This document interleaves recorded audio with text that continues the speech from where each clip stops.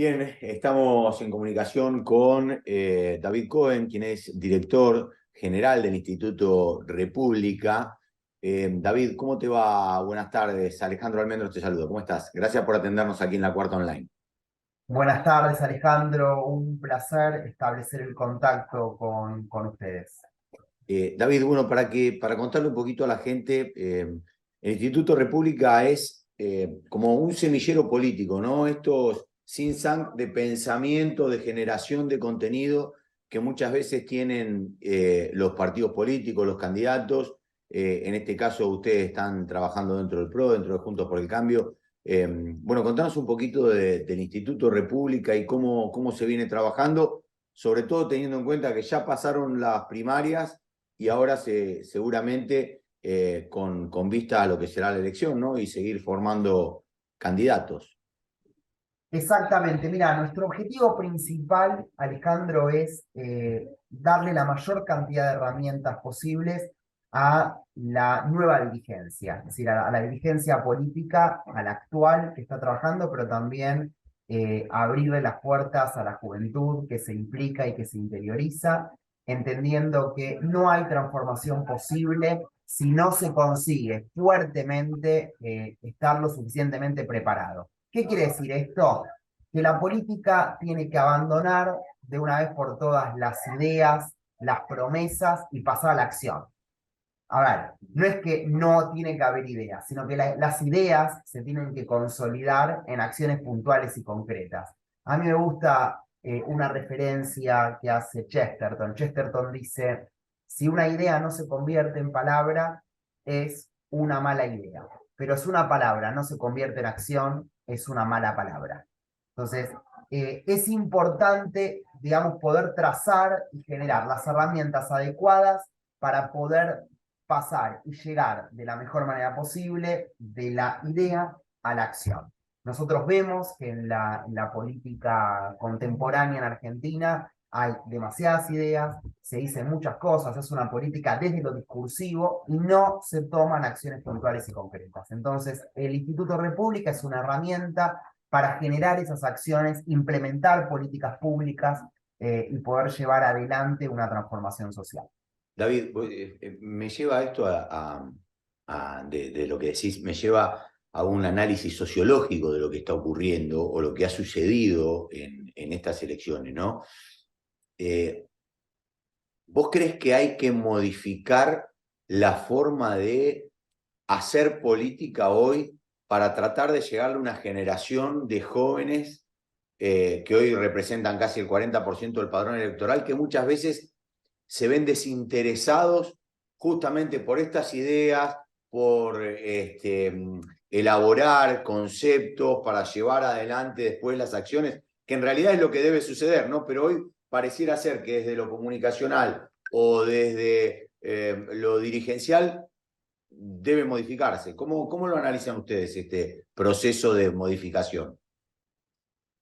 Yo y todo nuestro equipo está convencido que estamos claramente frente a un cambio de época y el cambio de época representa una vez por todas lo que es la claudicación de la palabra. No se puede seguir haciendo política en base a esperanza. Es decir, hay un momento en donde uno tiene que hacerse cargo que la política no es un compendio de buenas intenciones, es una prueba de resultado.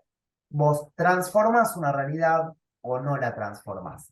Entonces, a mí me parece que hoy la juventud actualmente espera ver resultados, espera ver transformaciones reales, espera ver que sus vidas puedan mejorar, digamos, y que eso se pueda, que sea observable. Y venimos de muchos, pero de muchos años en donde se hace una oda de la palabra, una oda de la retórica, una oda, y bien llamado, del relato. Entonces, a mí me parece que que el cambio de época tiene que ver con eso, con la necesidad imperativa de empezar a generar políticas públicas puntuales, concretas, que resuelven problemas puntuales y concretos. Porque si no, no estamos hablando de ejercer una política pública, sino de hacer teatro, literatura, pues está perfecto, está bárbaro, pero es otra disciplina, no es política. La política tiene un fin inmediato y es hacer posible una vida mejor, alcanzar el bien común en el menor tiempo posible. Si esto no es un imperativo categórico para toda la dirigencia, entonces vamos a seguir en más de lo mismo. Es lo que ha ocurrido hasta acá. Sería utópico pensar en que estos canales de pensamiento, de desarrollo, de generación de contenido y de dirigencia tengan nexos comunes en los distintos partidos políticos para tratar de una vez por todas, que creo que es hasta una cuestión generacional ya, en donde o sea, donde tenemos que empezar a hacer política de Estado, dejar de hacer política para el gusto, como digo yo, para llevarse cada uno el propio logro y empezar a pensar en una Argentina a 50 años, a 60 años, por más valga la redundancia, utópico que parezca esto. Nosotros creemos que ya, te diría, ni siquiera es una opción, es una necesidad ir a eso. Por eso valoramos enormemente el esfuerzo de Horacio, de Diego, personas que entienden que no tenemos otra herramienta que no sea el diálogo, que no sea el consenso. Pero a ver, nosotros tenemos que ser coherentes y sensatos con las cosas que decimos. La Argentina tiene un sistema de democracia republicano que hace base en tres poderes. Y por cómo funciona, por ejemplo, el poder parlamentario y el recambio de la Cámara, Argentina es un país, de la Cámara me refiero de Sí, a la diputados. Cámara Baja de Diputados. Exacto, la Argentina es un país que no se puede gobernar sin acuerdos. Y otra vez, la prueba viva de eso es lo que ocurre acá. Es decir, lo que nos está pasando hoy, que no hay acuerdos, como bien estás trayendo vos, ya te diría que incluso por eso hablas de utopía, vos te fuiste a largo plazo, no hay acuerdos de mediano plazo. Este país se convirtió en el país de vamos viendo. Y estamos todo el tiempo haciendo y desarrollando medidas que terminan siendo frágiles, que terminan siendo parches, que duran 30 días, 60 días, hasta que otra vez todo explota y vemos que en realidad no hubo un acuerdo de fondo que sostenga esa acción. Pues a mí me parece que tiene que ver con la madurez política, la posibilidad de acordar en la diversidad. ¿Qué quiere acordar en la diversidad? No tenemos que pensar igual, no tenemos que pensar igual, pero a mí me parece que uno tiene que apelar al acuerdo, a la búsqueda de consensos, y que es una herramienta y un ejercicio, casi una gimnasia que hay que hacer. El dialogar no se consolida en nuestra actualidad como una opción, es una necesidad, es decir, hay que dialogar. Cuando se habla o se compara a la Argentina en algún punto con, o se dice, bueno, vamos a hacer lo que hizo Israel en su momento, que bajó la inflación de 500% a dos dígitos en 2 años, eh, allí lo que nadie habla y lo que nadie dice es que se llegaron a consensos estando totalmente en lugares distintos desde lo ideológico, pero sí dijeron, bueno, tenemos estos 5 puntos comunes, llevémoslos adelante y gobernemos. En ese momento se hizo una alianza y se dijo, bueno, ustedes gobiernan 2 años, nosotros gobernamos 2 años y así lo llevamos para adelante. Sería imposible de realizar aquí en Argentina. De ninguna manera es imposible, de ninguna manera, pero hay que trabajar para ello. Y cuanto más nos demoremos en eso, y es interesante lo que vos traes, porque el ejemplo de Israel claramente es emblemático. ¿Y por qué es emblemático? Es emblemático porque siempre nos quedamos con el resultado, pero no con el proceso. El proceso de esa consolidación económica en esta fatigosa década del 80 para un gobierno que en ese momento era un gobierno muy joven, porque se estaba desarrollando, digamos, estábamos digamos, muy cerca de lo que Sí, fue era Nobel, era un gobierno Nobel, sí, sí. absolutamente Nobel. Y en ese momento descubren que la única manera de salir de la parálisis, que se reflejaba en un desajuste económico, que era un flagelo para todo aquel que viviese en ese país en ese momento, era alcanzar acuerdos de mediano y largo plazo y justamente consolidarnos, armar gobiernos de coalición, que a ver, nuestro frente aspira a eso, ¿eh? Por eso nosotros estamos convencidos, Juntos por el Cambio es el único frente, la única coalición real de gobierno, no solamente electoral, sino de gobierno que hubo en Argentina, porque de hecho se gobernó, digamos, Cambiemos en ese momento, gobernó 2015-2019, todavía con menos alianzas que las que produjo incluso terminado el gobierno, en donde Mm. más partidos políticos se sumaron a esta alianza. Ahora tenemos la incorporación de Houghton, de FERT, con un liberalismo que está dentro de la coalición. Entonces digo,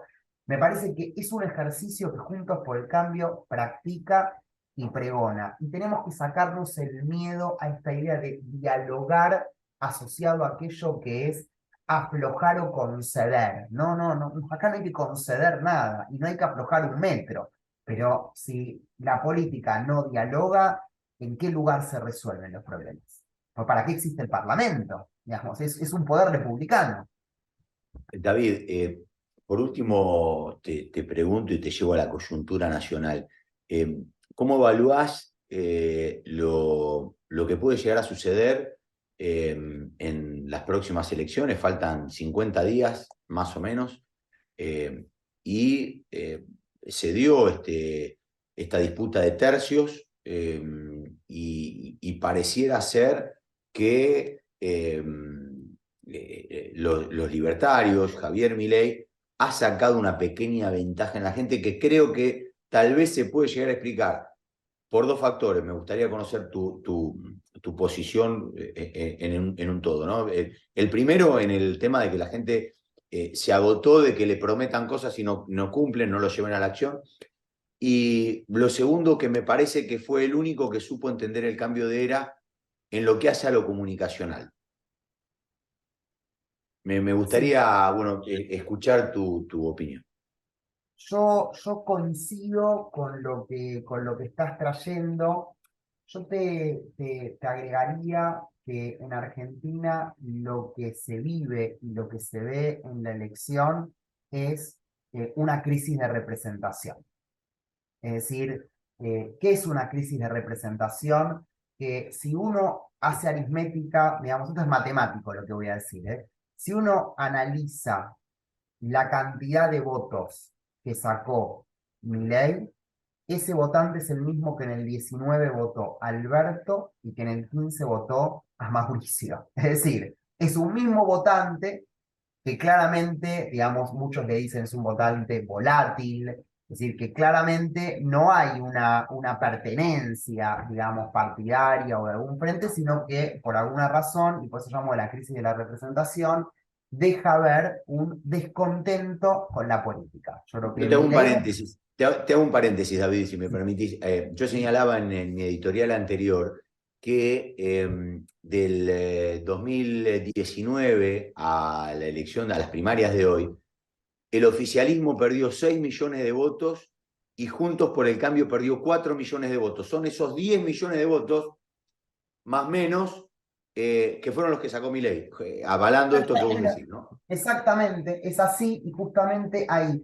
¿Qué reclama ese electorado, ese ciudadano? Reclama representación, reclama que tal vez se necesita incluso nosotros ser todavía más claros, más contundentes, tanto con las ideas como con la implementación de políticas públicas, reclama y teme, digamos, yo creo que el electorado a nosotros en el territorio, cuando caminamos la provincia, nos decían, no se peleen, los necesitamos juntos, es decir, claramente el electorado se manifiesta, el voto es la voz del pueblo, es el pueblo que habla, que manifiesta una voluntad y que dice con esa voluntad qué rumbo quiere.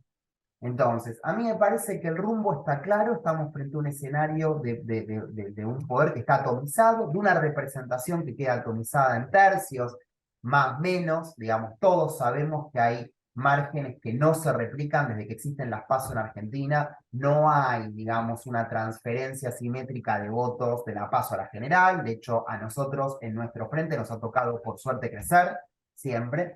Y yo creo que nosotros tenemos que ser, digamos, muy críticos hacia adentro para pensar qué nos falta para que esta ciudadanía confíe en que la verdadera y única alternativa es Juntos por el Cambio. Y que Juntos por el Cambio ha pregonado desde siempre, no solamente la alternancia, sino otra vez la unión desde la diversidad. Porque otra vez, basta con ver quiénes se integran Juntos por el Cambio, incluso lo que pasa y lo que se puede transparentar en una paso en el mismo partido PRO, en donde uno tiene a Patricia que competía por un lado y Horacio que compite por el otro lado, y otra vez, no se discute un modelo, se discute un cómo. Y está bien discutir. Ahora, esa discusión hay que hacerla siempre no solo de cara a la ciudadanía, sino yo creo teniendo mucho cuidado y respeto por lo que la ciudadanía no solamente quiere, sino necesita. Nosotros tenemos que leer, digamos, las necesidades y responder por esas necesidades. Y yo creo que ese es el compromiso asumido de Juntos por el Cambio. Yo ahora leo, por ejemplo, el armado que está haciendo Milei, de los equipos que empieza a presentar, y vuelvo a la década del 90. Entonces digo, bueno, ¿qué pasa con la casta? Es decir, al final, digamos, más temprano que tarde, de pronto empiezan a aparecer figuras repetidas con algunos modelos que ya aprobamos y que no funcionaron. Entonces, nosotros tenemos en nuestro, casi te diría, plan de acción, un montón de programas que tanto Patricia como Horacio como Diego han representado, mostrado de cara a la ciudadanía, y que uno puede estar más o menos de acuerdo, pero creo que lo importante acá es que tenemos un plan. Por primera vez, yo creo que de los tres frentes que hoy van a competir en octubre, hay uno que con mucha claridad muestra un plan. Uno ve, por un lado, a Massa tratando de ver cómo llega a fin de año, y además diciendo que él puede resolver a futuro, es casi una contradicción lógica. Lo que no puede resolver en la actualidad, siendo hoy Poder Ejecutivo y Ministro de Economía, ni más ni menos. Con lo cual, es por lo menos extraño. Tenemos a un Milei que de alguna manera representa una serie de eslóganes muy contundentes, pero que cada vez que hacemos doble clic y le decimos, bueno, pero pará, ¿cómo es el plan? Contanos cómo vas a hacer, empieza a titubear. Y la dolarización que se hacía en un tiempito, de pronto son 24 meses, y así todo ahora habla de extensión de tiempo, pero no de procesos adentro. Lo que antes era cerrar el Banco Central, también aparece un proceso, lo que era terminar con los planes. Es decir, todo lo que terminaban siendo cosas que se resolvían en 2, 3 meses, apenas empezamos, el impacto, que el gradualismo no, de pronto no sucede. No sucede en lo que él está mencionando en los medios. ¿Y qué queda en ese medio, al centro, digamos, y con una idea clara? Propuestas puntuales y concretas en todos los ejes ministeriales: economía, salud, educación, desarrollo, digamos, social, y en eso también uno ve generación de empleo genuino, proyectos que queremos incorporar en el Congreso para que se discuta donde se tiene que discutir y rápidamente se avance. Es decir, hay un plan. A mí me parece que eso es todo, porque otra vez, nunca se puede ir hacia donde no se sabe. David No se Cohen, puede ir hacia... David Cohen, director general del Instituto República, gracias por esta comunicación con la Cuarta Online. Por favor, Alejandro, muchas gracias a vos por tu tiempo.